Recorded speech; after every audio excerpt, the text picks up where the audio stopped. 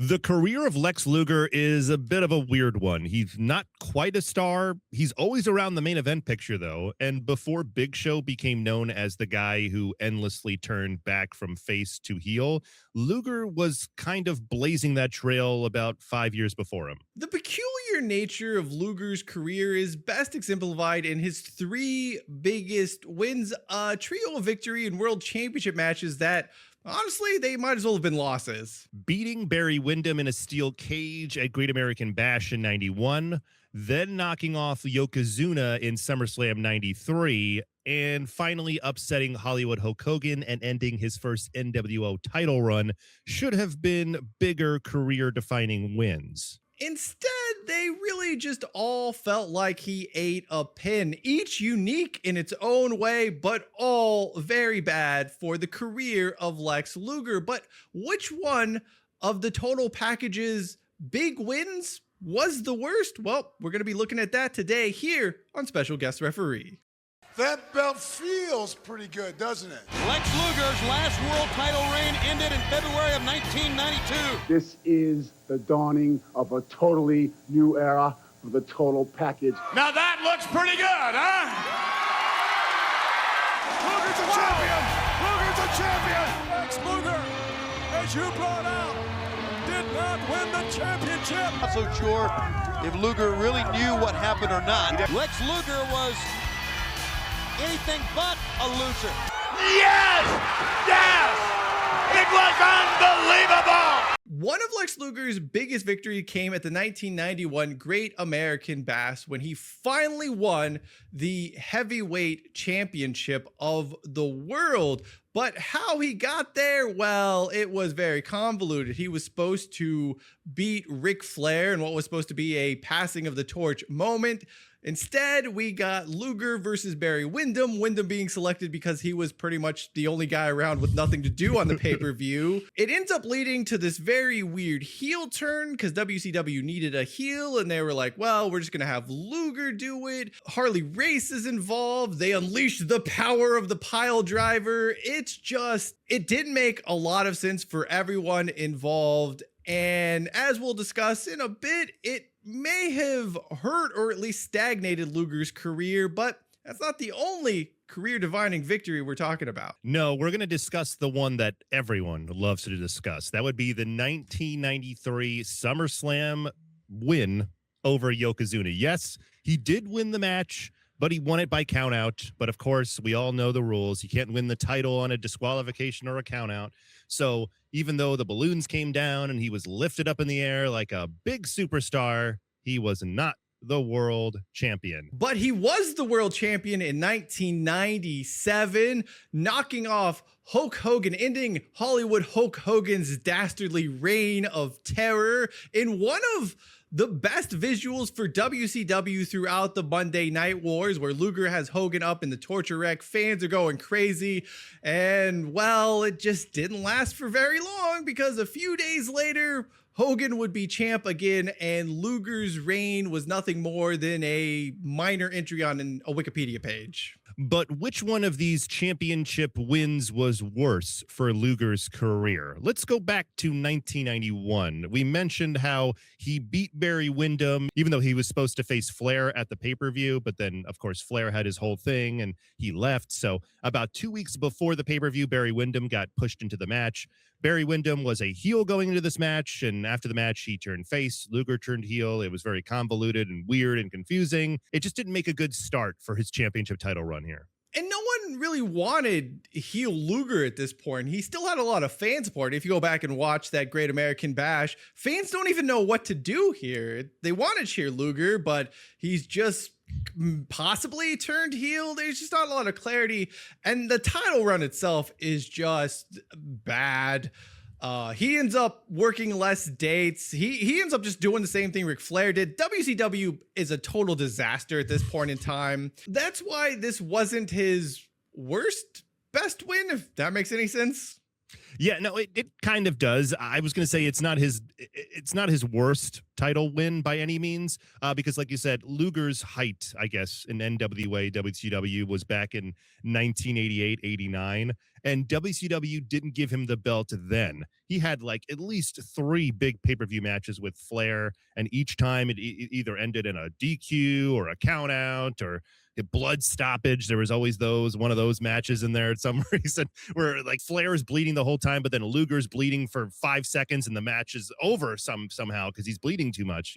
There's always those matches. So it just kind of the 91 win, I guess, was kind of just to give him the belt because they had to give someone the belt. I mean, he was the champion and he did lose the belt early in February 92. But like you mentioned, there was that whole contract situation where basically he didn't have to wrestle, I think, after November because he used up all of his dates. So from like November to February, the world champion wasn't even on television. So Luger was just at his home working out and eating chicken breasts and steaks, getting ready for his one match he had to have with Sting, where it was kind of a lackadaisical match. So, but I mean, I can't even say that this one was the worst one for him.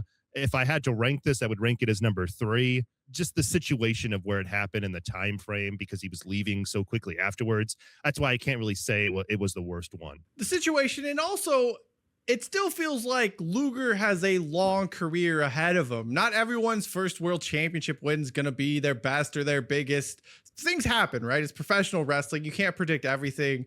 But if you were there in the moment, it still felt like he had a lot of years left in the main event scene. So yeah, it sucked. WCW dropped the ball. Not the first time they dropped the ball on something. Certainly not going to be the last time they dropped the ball on something.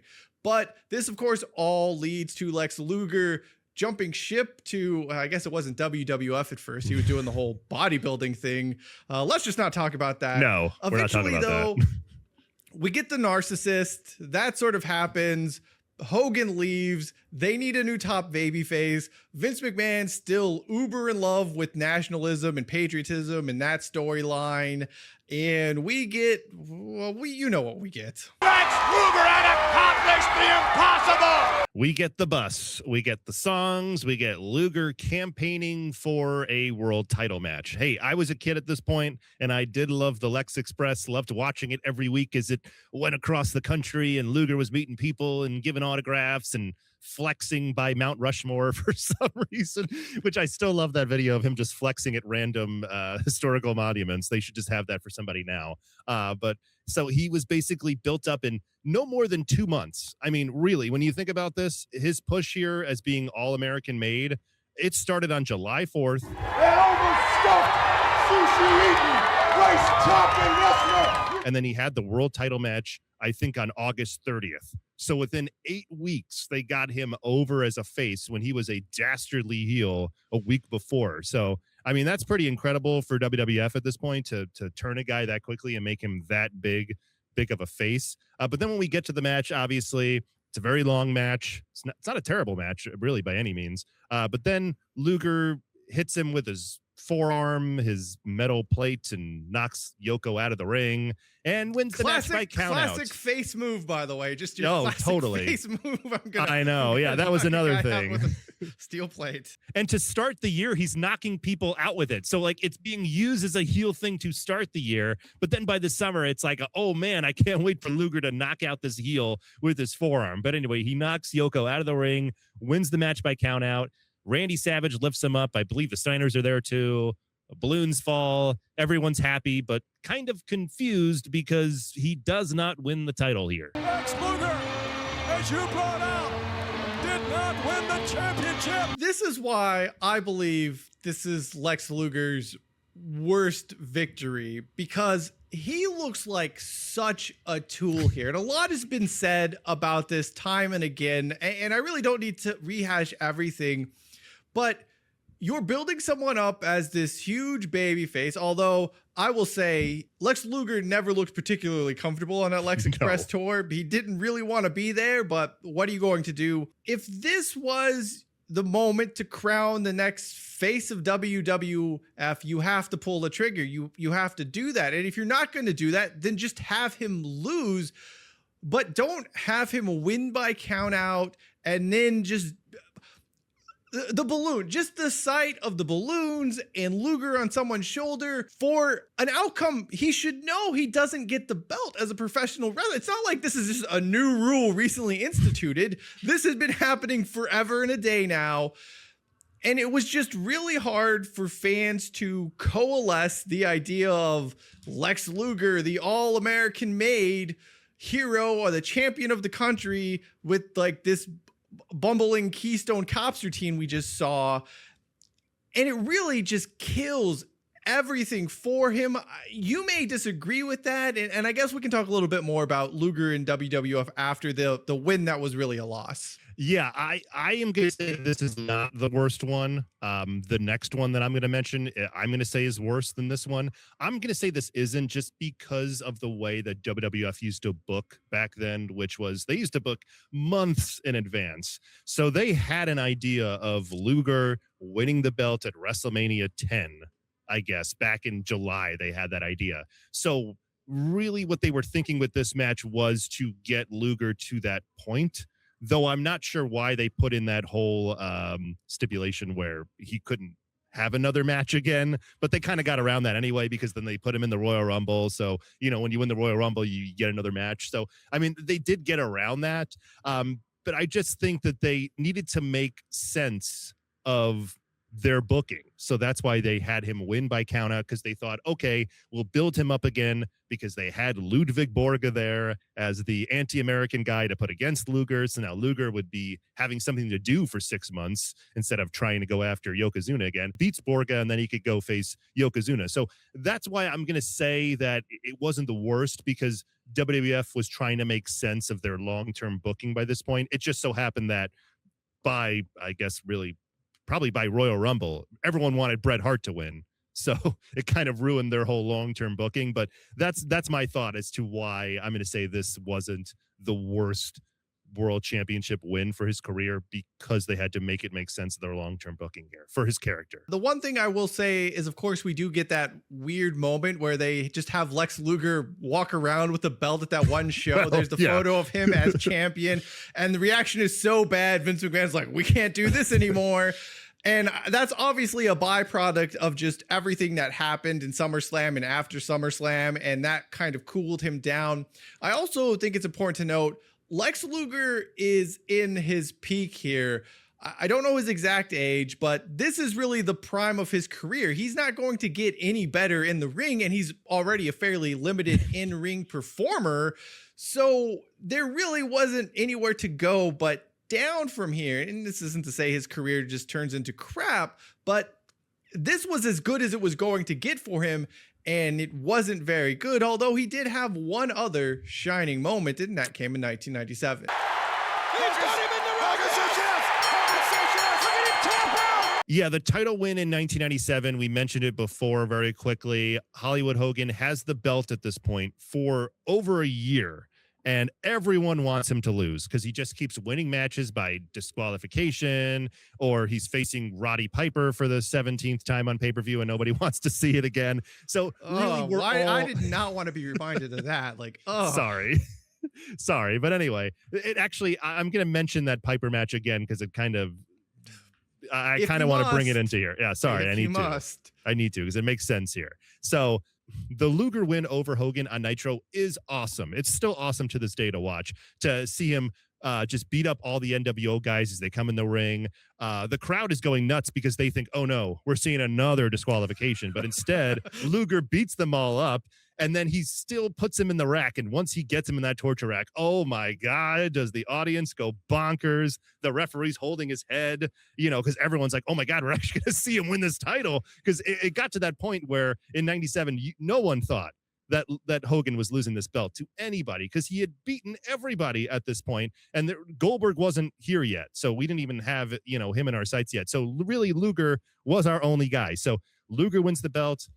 You don't even see him hold the belt on the next show because he loses it before they get to next week's Nitro, because 5 days after he wins the belt, they go to Road Wild, that pay-per-view that everyone hates because it's really a terrible pay-per-view.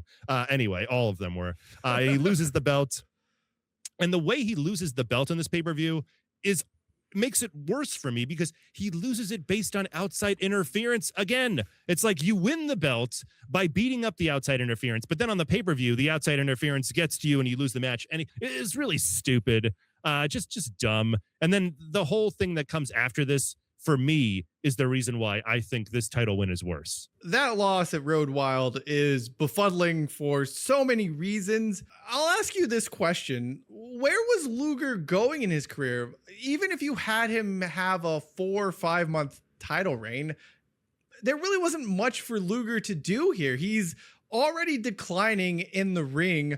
He'd kind of spent a lot of time before this really lost in the shuffle, and just given everyone else you have in WCW and the NWO at this time, I don't know if there was a long championship reign for him to have. And I think you kind of see that, or at least I feel you kind of see that in what Luger ends up doing for the rest of 97. I will agree with you that they didn't really have a lot for Luger to do beforehand, but it's WCW. Did they have anything for anybody at any point besides like Hogan and Nash? And they really didn't. They really didn't have any ideas for anybody. Norman Smiley, Okay. like, for whatever reason, like, could always worm his way into a storyline, pun intended.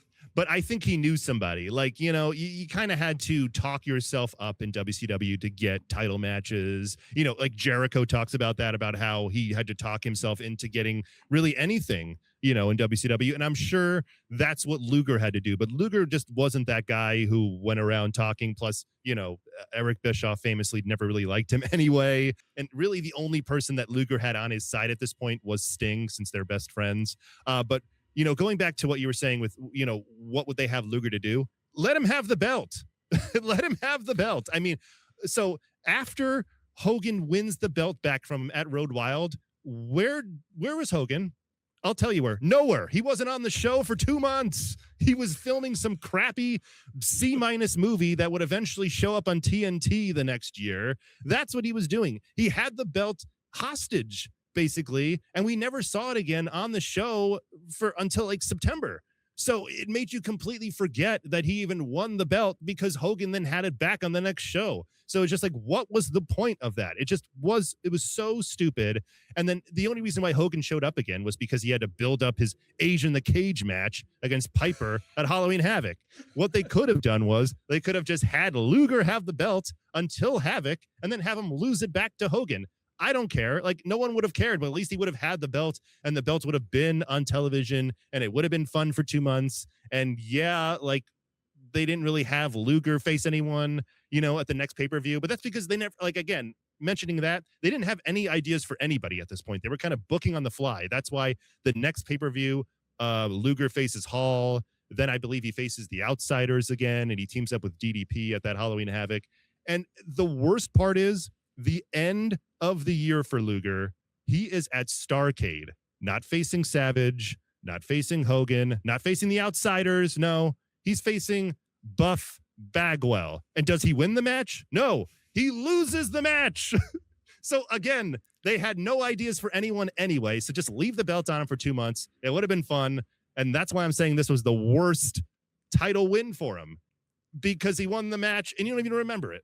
I will say this, though. Let's say, hypothetically, WCW keeps the belt on Luger for 2, 3, 4, however many months, right? He doesn't lose it immediately. Does that really change the trajectory of Lex Luger's career when compared to the other moments? Like, if Luger had a good title run in WCW in 91, or if he won the WWF championship in 93, I think you can see scenarios where the trajectory of his career changes, and maybe he's seen as more of a main event player, a true champion, as opposed to that guy who's kind of at the top of the card, but no one ever really believed in. By 97, I don't think an extended run was going to change how people felt about Lex Luger. And I don't think anything really changes with Lex Luger until he gets to be the smarmy, cheap heel. That's his best character. It's the best really form is. of Luger. And we saw that a bit in 96 when he's doing the whole, he wins the United States Championship and the Tag Championship, but he's like somehow tied into the Dungeon of Doom, which we should just not talk about at all. No. But that version of Luger could have really been something. But when we go to 97 and it's like, okay, he's champion for 3 months. How does that change his career trajectory looking at the last 4 years of WCW? And Luger's already on the decline at this point, and he's putting in less work. He's not trying his hardest anymore. No, like, I agree. be honest. Yes. And I don't know and the only reason I disagree with you is I don't know if a longer title reign here changes Lex Luger's career for the better. It looks better. It certainly helps WCW do something interesting at a time they were kind of losing the plot. And maybe for WCW, it would have been better, but I don't know if it's better for Lex Luger. I will agree with you that WCW lost the plot. Yes, they had no plot by this point at all. And I will agree with you, yes. But again, Hogan wasn't on the show. He wasn't even there. He was the champion and he wasn't even on the damn show. It just didn't make sense for him to lose the belt so quickly. I get that you're saying, there was no trajectory for him after this. And yeah, there really wasn't. I mean, he got put into the Wolfpack in 98, and pretty much by like the summer of 98, he's pretty much just a shell of himself. He's just out there putting guys in the torture rack, and that's kind of about it. And then he's just being a heel the rest of the year after that, which again, the best of Lex is when he's a heel that doesn't want to fight anyone. The best of Lex. But I think they could have done way more with him here in 97.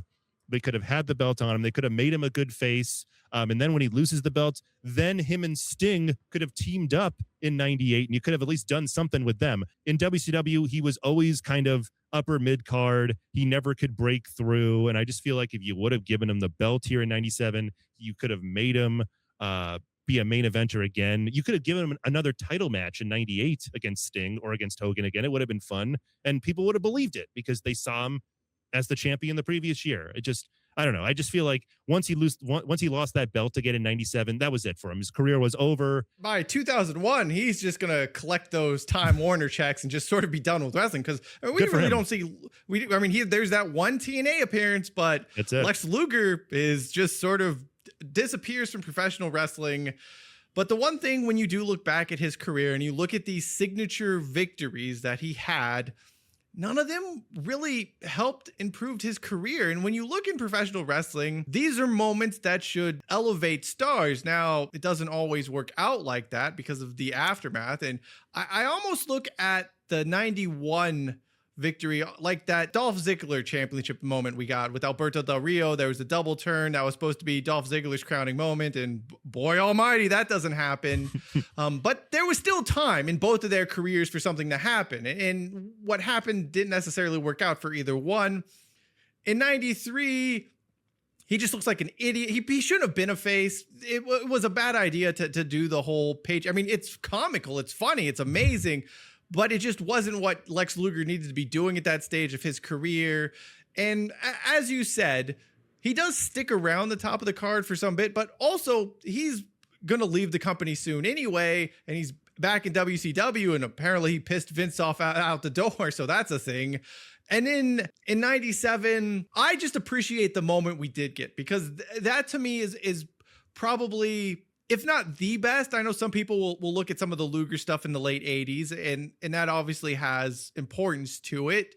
For me, as someone who wasn't necessarily old enough at that time to appreciate it, that moment when he won the championship was one of the best wrestling moments I can remember of the 90s. And you talked about it quite a bit and just explained it very well. That is the moment I remember probably most of Lex Luger's career, because it was still so cathartic. It was so awesome to watch. I guess at the end of the day, I'm just appreciative we got that moment, because it wasn't that moment never came in WWF. That moment didn't come at the Great American Bash in 91, because there was the double turn there. So I guess what I'm saying is in 97, at least Lex Luger got his moment to shine. And yeah, you're totally right. They botched it right afterwards, and it sucked, and it meant we had to get Age in the cage. So I guess what I'm saying is I don't know the answer. It's classic WCW, really. It's just what it is. It's classic WCW. When people have no answers for why WCW did things. Just say, well, that was WCW. That's what they did. Like, they could have had something good here. They could have made some money off of him. They really could have. If they would have given him the belt in 97, they could have gotten at least 2 pay-per-views out of him. And like I said, you could have just had him switch the belt back to Hogan at Halloween Havoc in 97. And then Luger could have been friends with Sting, since Sting was going to take the belt off Hogan anyway. Could have put them together, and they could have been a fun tag team, going against the NWO, because that was always WCW's idea, was we need a good face to go against the NWO. And they never usually, let them do that anyway. Because again, this all leads back to WCW not having a plot at all. They had ideas for fun things like him winning the belt, but they had no aftermath for it. And that's why I'm saying this is worse, because at least in 93, when he beat Yoko but didn't win the belt, there was at least a plan for him to get him back up to that point. And that's why they gave him Borga and they gave him the Royal Rumble. He didn't, I guess he co-won it, so he could get another match, that's another whole thing too. But, so again, they at least had an idea months down the line. There was no idea for Luger. He won the belt on Monday, and then 5 minutes later, they were thinking, oh man, we got to get this belt off of him. Oh, good thing we have a show on Saturday. Let's get it off of him. Like that was what my thought process was here, was they immediately wanted to get the belt off of him. And that's why I'm saying this is worse than the 93 or the 91 wins. But I'm going to tell you, when it comes to WCW, things actually get much worse in 99. And we've kind of covered some of that. Yeah. And if you would like to know about some of those weird Nitro moments that you've probably forgotten about, just the worst episodes imaginable, you can check out the video. That's on your screen now. Or how about this gem of an idea from WCW? The tag team tournament to replace Judy Bagwell. We've covered that here previously. You can check that out, because as bad, as stupid as that Luger title reign was of 5 days, these are significantly worse and very comical. So be sure to check those out. Those videos are on your screen now. So I guess that does it for us here at Special Guest Referee.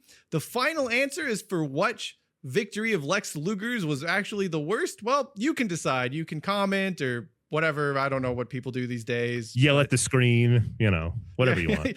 Yell at the screen, that call us the N-word. I don't know what people do for discourse don't do in that. 2026. But yeah, do that. Well, don't do that. Don't do the last one, but do something. I don't know. But yeah, that does it for us. That is Tim from Wrong Sports. I'm Cheyenne from The Touchback. And if you're the special guest referee, just remember, if there's interference in your match and Luger beats up all the interference, it doesn't count.